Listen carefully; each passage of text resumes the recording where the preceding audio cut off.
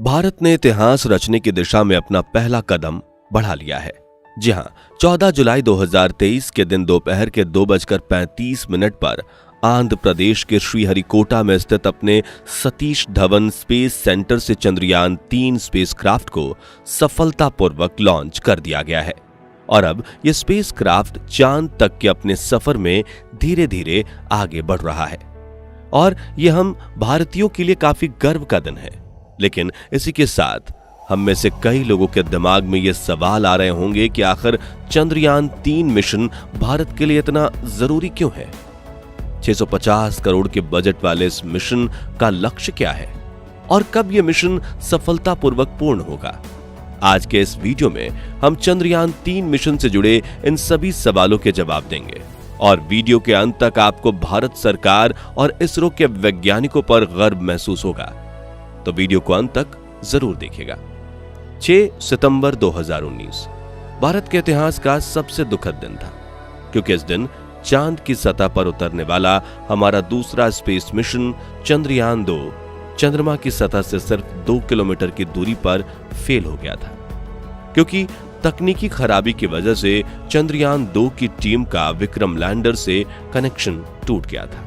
और शायद वो चांद के किसी कोने में क्रैश लैंडिंग करके तबाह हो गया था।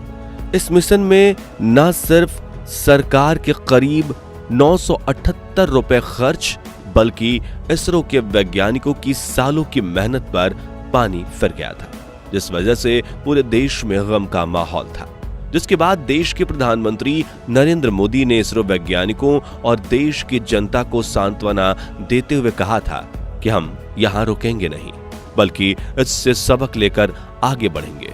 क्योंकि विज्ञान यानी प्रयास, प्रयास और प्रयास। जो सुनकर वैज्ञानिकों ने एक बार फिर से अपने टूटे दिल को संभाला और फिर से प्रयास करना शुरू किया।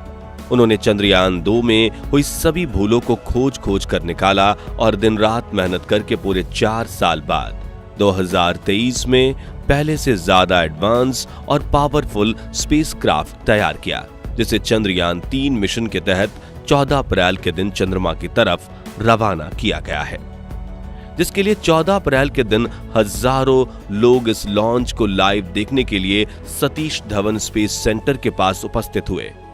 जबकि लाखों लोगों ने सोशल मीडिया पर इस लॉन्च को लाइव देखा और ठीक 2:35 पर इसरो ने अपने सबसे पावरफुल LVM-3 रॉकेट की मदद से लॉन्च पैड से चंद्रयान 3 स्पेसक्राफ्ट को लॉन्च किया। यह भीमकाय रॉकेट आसमान की ओर चीरते हुए अपनी भयानक दहाड़ से चारों ओर कंपन उत्पन्न करते हुए चंद्रयान 3 को अंतरिक्ष के इस रोमांचक सफर पर ले गया।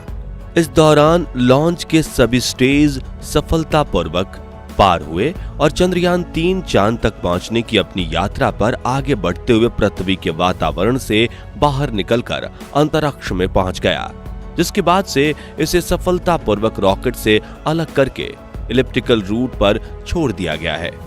जहां वो रोटेशन करते हुए पृथ्वी से दूर होते हुए चांद के पास पहुंच जाएगा और एक समय पर पृथ्वी की गुरुत्वाकर्षण की सीमा से बाहर निकलकर चांद की ऑर्बिट में दाखिल हो जाएगा,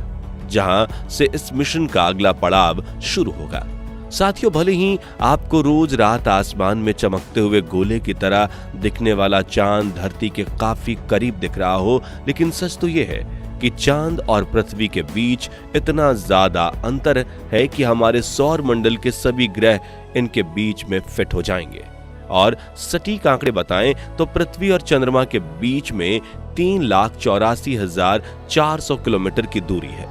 और इसे लूनर ऑर्बिटर में पहुंचने में करीब 40 दिनों का समय लगेगा, जिसके बाद 23 या 24 अगस्त को चंद्रयान 3 के विक्रम लैंडर की चांद की सतह पर लैंडिंग करवाई जाएगी। लेकिन दोस्तों, चांद तक पहुंचना ज्यादा मुश्किल काम नहीं है,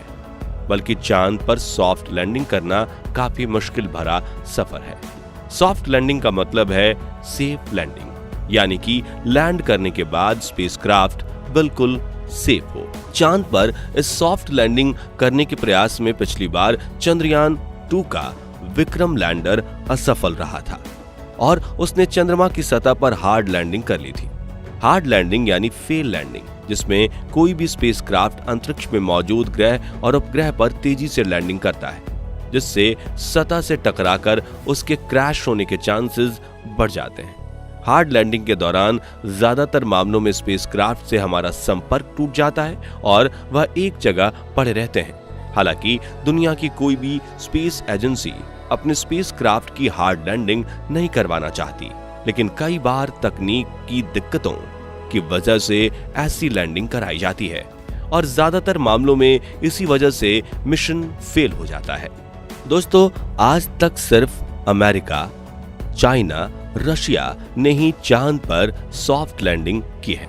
और अगर चंद्रयान 3 का लैंडर चांद पर सॉफ्ट लैंडिंग कर लेता है तो भारत दुनिया का वो चौथा देश हो जाएगा जिसके स्पेसक्राफ्ट सॉफ्ट लैंडिंग करने में सक्षम है। और इसी में सवाल का जवाब छुपा हुआ है कि आखिर चंद्रयान 3 मिशन भारत के लिए इतना जरूरी क्यों है? क्योंकि अगर इसरो इस बार ये साबित कर देता है कि हम सॉफ्ट लैंडिंग करवाने में सक्षम हैं, तो हम इंटरनेशनल स्पेस प्रोजेक्ट्स ले सकते हैं। यानी जो काम आज नासा कर रहा है और पैसे कमा रहा है, वही काम हम भी कर सकते हैं, जिससे न सिर्फ इसरो की इनकम बढ़ेगी बल्कि स्पेस एक्सप्लोरेशन में इंडिया कई ताकतवर देशों से आगे निकल जाएगा। और हम सभी ये बात जानते हैं कि अंतरिक्ष और यही चंद्रयान 3 मिशन का सबसे महत्वपूर्ण लक्ष्य है। साल 2008 में हम चंद्रयान 1 के जरिए चांद की सतह पर तो पहुंचे थे, लेकिन वो एक मून इंपैक्ट प्रोब था जिसने हार्ड लैंडिंग की थी और आज से 4 साल पहले भी चंद्रयान 2 का मुख्य लक्ष्य सॉफ्ट लैंडिंग करना ही था, लेकिन वो मिशन फेल हो गया। अब सवाल आता है कि चंद्रयान 3 में वैज्ञानिकों ने कौन कौन से बदलाव किए हैं जिससे पिछली बार की तरह इस बार लैंडिंग में कोई भूल नहीं होगी। तो इस बार चंद्रयान स्पेसक्राफ्ट में कोई ऑर्बिटर नहीं है, क्योंकि इस मिशन में चंद्रयान 2 के ऑर्बिटर का इस्तेमाल किया जाएगा जो पिछले 4 सालों से चंद्रमा का चक्कर काट रहा है। इसलिए इस बार स्पेसक्राफ्ट में हम एक प्रपल्शन मॉड्यूल का इस्तेमाल कर रहे हैं जो चंद्रयान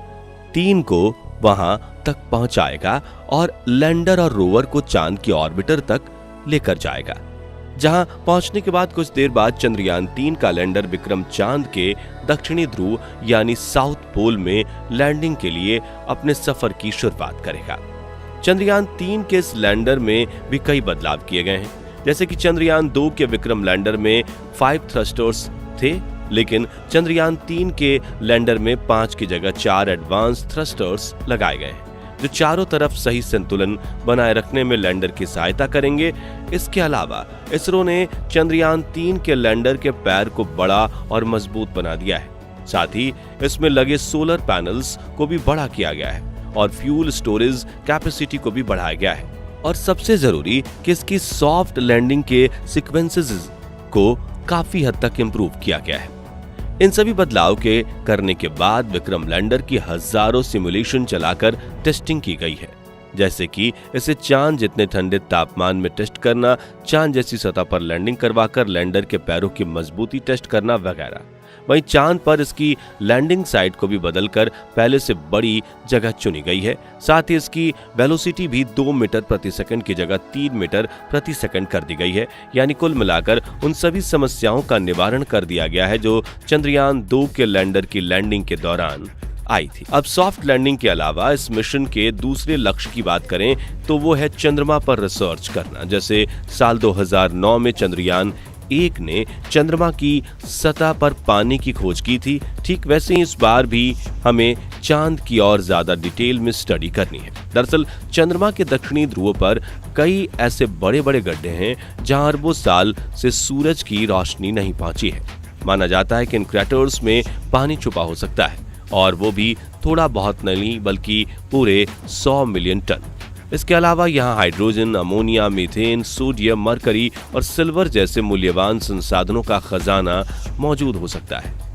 इन्हें स्टडी करने के लिए चंद्रयान 3 के लैंडर पर 4 साइंटिफिक इंस्ट्रूमेंट लगे हुए हैं, जिसमें से एक चांद पर आने वाले भूकंप की स्टडी करेगा, दूसरा चांद के तापमान की स्टडी करेगा, तीसरा चांद की सतह के पास प्लाज्मा एनवायरनमेंट की स्टडी करेगा और चौथा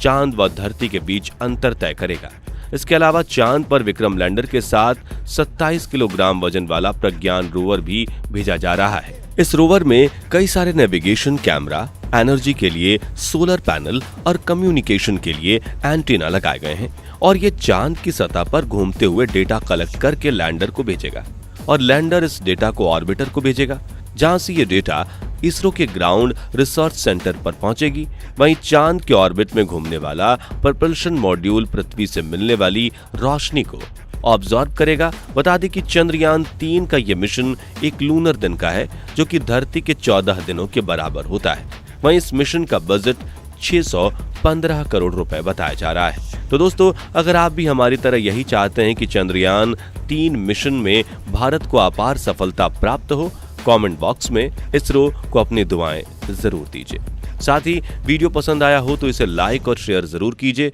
और चंद्रयान 3 मिशन से जुड़ी पल पल की जानकारी पाते रहने के लिए हमारे चैनल को सब्सक्राइब करके पास वाली घंटी जरूर बजा दीजिए। धन्यवाद।